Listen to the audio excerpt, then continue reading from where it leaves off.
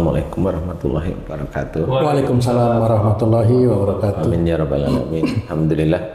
Memang dijabarkan istilahnya rukun Islam, rukun iman itu memang harus kita ketahui, yaitu syahadat, sholat, kemudian puasa, zakat, haji. Itu kita kerjakan. Khusus untuk yang haji itu memang kalau Allah mengizinkan rezeki itu berlebih. Ya berlebih itu maksudnya memang ada. Yang jelas harus itu syahadat jelas. Jadi seorang yang sholat tapi dia nggak syahadat, sholatnya nggak diterima. Dia berpuasa nggak syahadat, dia puasanya nggak diterima. Bayar zakat juga sama. Jadi dia harus bersyahadat dulu, ya. Jadi bersyahadat itu sangat penting untuk menjembatani semua ibadah-ibadah kita yang kita lakukan dan kita ucapkan sebelumnya dengan mengawali dengan basmalah. Nah, insya Allah itu akan menjadi amal soleh, ya. Semua dari rukun Islam tersebut. Nah, kemudian rukun iman. Nah, rukun iman ini mengingatkan sebenarnya, apakah kamu gitu seperti itu, ya. Rukun iman, iman kepada Allah, iman kepada malaikat, kitabullah, ya kalau kita Al-Quran. Kemudian nabi-nabi, ya nabi kita Rasulullah Muhammad SAW. Kemudian qadar, ya takdir, iman kepada takdir dan iman kepada hari akhir. Nah ini sebenarnya pengingat aja. Apakah kamu iman kepada Allah? Iya, semua orang Muslim pasti jawab iya. Apa iman kepada malaikat? Iya. Iman kepada kitabullah? Iya. Nabi? Iya. Qadar? Iya. Sampai ke kiamat pun hari akhir, ya kan gitu ya. Nah, cuma dalam kesehariannya belum tentu. Nah, kocar kacirnya itu di situ sebenarnya. Kalau sholat, kalau syahadat jelas, mulai sholat sudah jelas, tidak ada yang mau mengganggu. Maksudnya kalau kita sholat nggak ada yang ganggu ya. Mau kita sholat sendiri atau berjamaah nggak ada yang mengganggu lah ya. Kita bayar puasa nggak ada. Zakat nggak ada yang ganggu, itu ya nafsu kita sendiri. Kalau kita puasa mau makan itu kan nafsunya kita yang mengganggu. Nah kemudian haji juga insya Allah hanya fisik istilahnya. Nah pada saat iman inilah yang baru seorang muslim itu bisa kocar kacir. Iman kepada Allah umpamanya dengan mengucap la ilaha illallah, tidak ada Tuhan selain Allah, itu harus kita cerminkan bahwasanya bagaimana tidak ada Tuhan selain Allah itu adalah ya Allah itulah yang sebenarnya yang kita sembah, Allah itulah yang memberikan rezeki kepada kita, Allah itulah yang menjadikan takdir kita terjadi, Allah itulah yang menjadikan kita bisa dikaruniai istri, dikaruniai anak, yang menjadikan Allah memberikan rezeki yang halal toyib loh ya ini ya, itu Allah sebenarnya. Nah kalau itu la ilaha illallah, jadi tidak ada Tuhan selain Allah, atau iman kepada Allah Ta'ala itu rusak, yang kan bagaimana? Contoh umpamanya, aku kalau tidak ditolong sama tung itu aku jadi orang melarat. Itu tidak ada Allahnya, itu iman kepada tung. Sudah menyimpang. Sudah menyimpang. Allahnya. Ya tetap. Atau dia kalau nggak saya tolong, dia nggak akan bisa apa-apa. Dia kalau tidak saya tolong, dia tidak bisa kaya. Dia tidak saya tolong. Nah itu dia merasa dirinya Tuhan. Itu syirik. Kalau sudah seperti itu syirik. Nah kalau sudah syirik sendiri ya salah satu dosa yang tidak diampuni oleh Allah Ta'ala ya dosa syirik. Dia menuhankan dirinya sendiri dengan kalimat sebenarnya. Tidak boleh seperti itu. Jadi kalau memang Pak Tung aku terima kasih ditolong, yang nolongmu Allah aja. Enggak karena lewat Pak Tung, iya tapi itu Allah aja. Nah itu harusnya seperti ini. Nah, kebanyakan orang-orang Muslim, Pak Tung saya itu ditolong sama Pak Tung, iya saya kan gitu ya.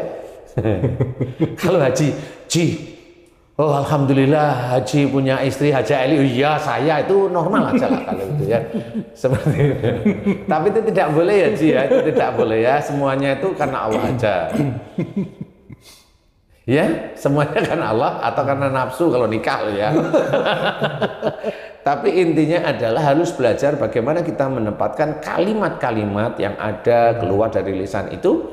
Jangan sampai kalimat itu menggambarkan diri kita Tuhan, diri kita yang menolong orang, diri kita yang membantu orang, tidak boleh seperti itu. Nah Ustadz, gimana caranya supaya di hati ini ujub itu merasa lebih dan merasa mampu sehingga menimbulkan sirik-sirik yang tak tampak gitu ya, sir ya, tidak terlalu kelihatan ya. Memang itu harus belajar Ji, jadi belajar dengan guru-guru yang faham. Kalau belajar dengan guru-guru yang kelihatan sombong ya nggak ketemu, nggak akan ketemu. Itu ada nggak? Ya ada. Tapi belajar dengan guru-guru yang faham, yang tawadhu, yang rendah hati. Nah, itu nanti akan ketemu yang kita itu tetap menuhankan Allah istilahnya. Jadi Allah itu yang jelas yang harus kita besarkan, yang kita takuti, yang kita harapi kan gitu ya. Jadi seperti itu. Nah, itu selain itu juga harus berdoa setiap saatnya. Contoh berdoa setiap saat itu untuk mengagungkan Allah, bukan hanya mengagungkan Allah, mengingat Allah bahwa Allah itu yang memberikan kita sehari-hari terjadi.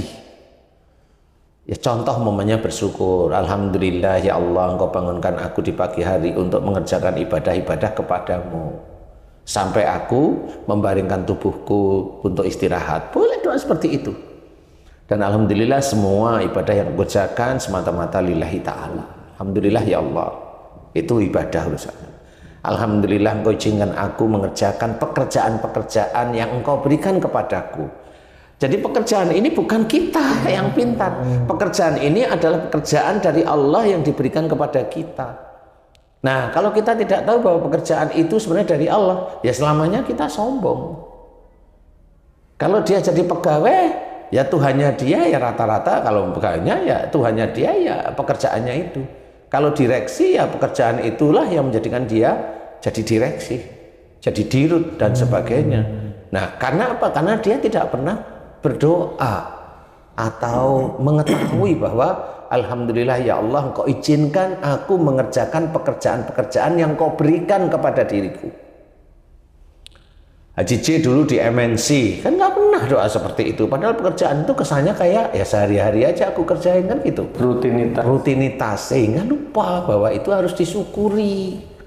Nah kalau kita bersyukur kan kita selalu ingat pada Allah bahwa Allah inilah yang memberikan pekerjaan kepada kita, walaupun dulu lewat ngelamar, lewat ijazah, lewat itu kan ikhtiar, itu bentuk ikhtiar.